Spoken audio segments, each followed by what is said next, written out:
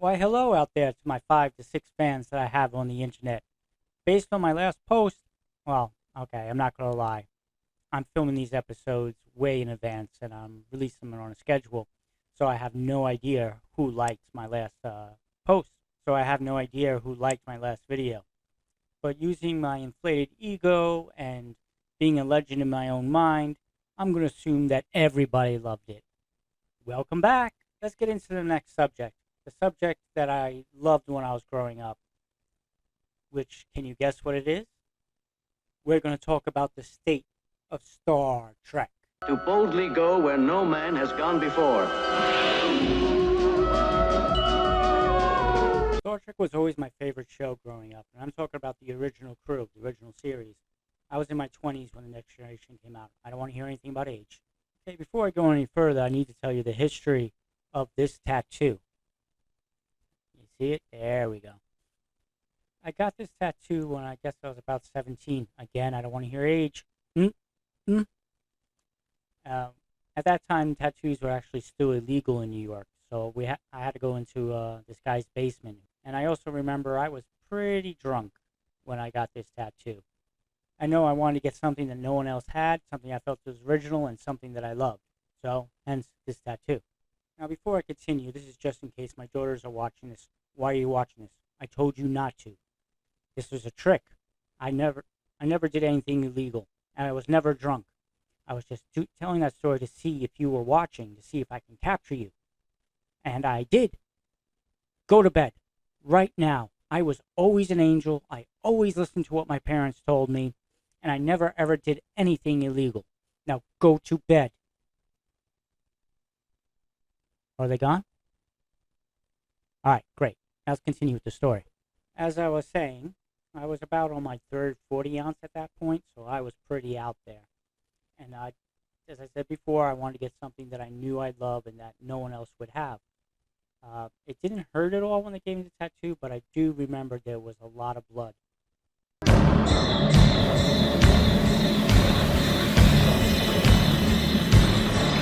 This is why you don't get tattooed when you're drinking. But since it was already illegal, I guess the guy didn't stop it. Though I really did love this tattoo, it wasn't a big hit with my friends. I remember plenty of times being at the beach where my guy friends would always tell me, keep my shirt on, because they called this tattoo the chick repellent. I can't do it! Yeah, that was fun, but still, no regrets. Okay, back to the state of Star Trek. So far, with all the series and all that, my two favorite captains will always be Kirk and Sisko. But since we're talking about Star Trek that I grew up with, well, I'm just going to talk about Kirk in this discussion. Now, with all the problems with JJ Abrams' Star Trek movies, the one that bothered me the most was I believe he got the character of Captain Kirk completely wrong. It really felt like they took the cliff notes of Star Trek and the cliff notes about who Captain Kirk was and worked based off that. They've never saw the source material to understand who Captain Kirk really was. So in the movies, he became very shallow, and which really bothered me because Captain Kirk was my hero growing up. Me? I really looked up to that character. I loved that character. But the character in JJ Abrams' movie, no offense to Chris Pine, fine actor, but the character of Kirk I found was completely wrong.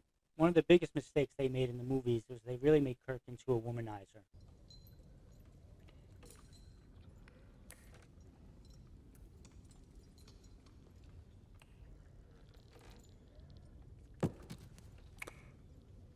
Go to lift 7 in the morning for mining duty. I'll see you there. Don't disappoint me.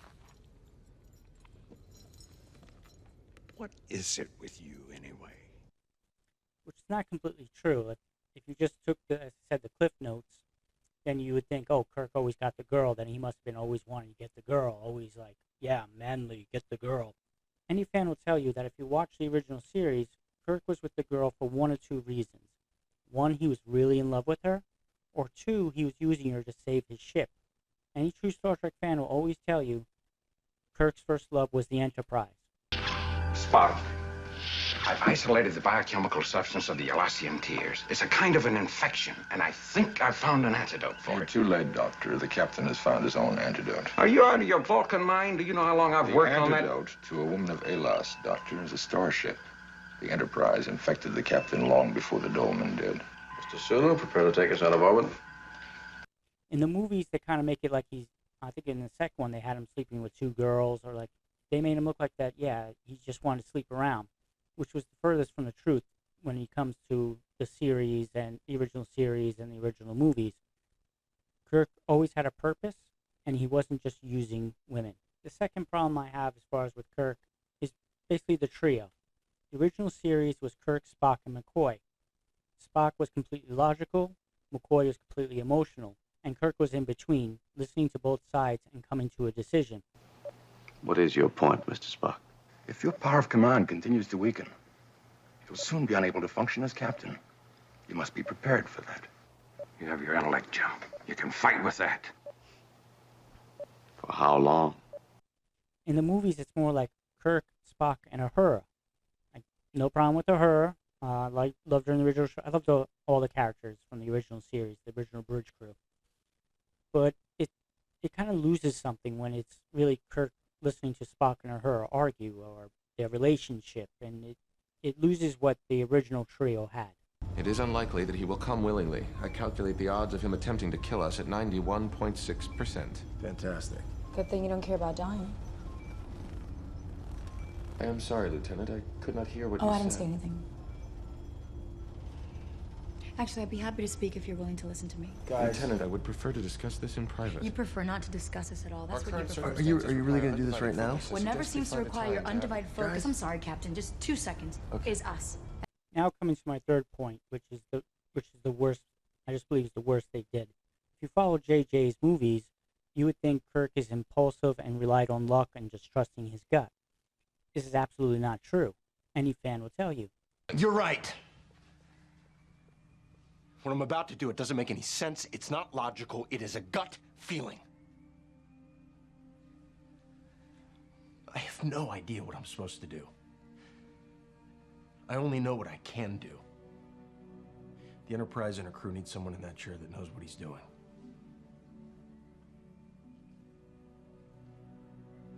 And it's not me. Kirk was a brilliant tacticianer who was always able to think steps ahead. I don't believe in the no-win scenario. Kirk to Spock, it's 2 hours. Are you ready? Right on schedule, Admiral. Just give us your coordinates and we'll beam you aboard. All right. I don't like to lose. This is obvious in the TV show when Kirk always beats Spock in 3D chess.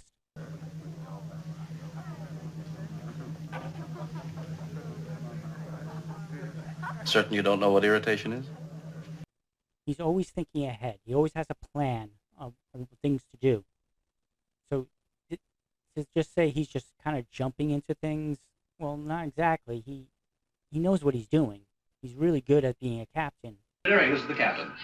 I want full emergency power. I want everything within about 2 minutes. I want the warp drive engines on full standby. Kirk up.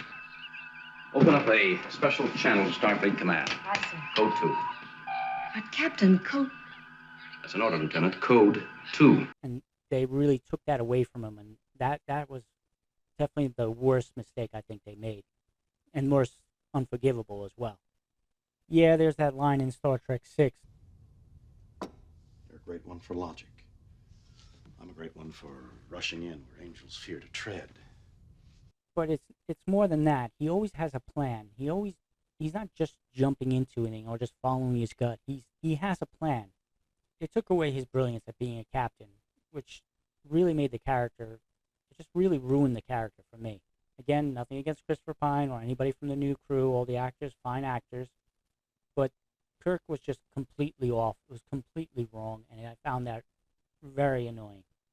Now this is the part where you get to chime in. What do you think? What says you? Did the JJ Abrams movies ruin Kirk? Did he just destroy the character, or did he add something new to it? Let's comment below and say, which do you prefer? The old Kirk, the William Shatner type Kirk, or the Christopher Pine Kirk, or I heard they have him in one of the new shows, Strange New Worlds. Enterprise, this is Captain James T. Kirk of the USS Farragut, offering assistance. I haven't really watched any of the new stuff. I started watching Star Trek Discovery, and it was like, so-so. And then after the first season, Picard, I just kind of dropped out. I was just done. Thankfully, I have people like Nerderotic. Nerderotic.com. As bad as Star Trek Discovery is and was, it couldn't hold a candle to Picard as far as doing damage to an intellectual property, a brand, irrevocable damage. Star Trek Picard is the last Jedi of Star Trek. Who tells me what happens in these shows, so I don't have to watch them. Thanks, dude. Well, comment below. Let me know what you think of the character of Kirk. Did you prefer the William Shatner, or do you like the Christopher Pines? Double dumbass on you! Let's discuss. That's all I have for today, so have a good night, God bless, and may all your nightmares be enjoyable.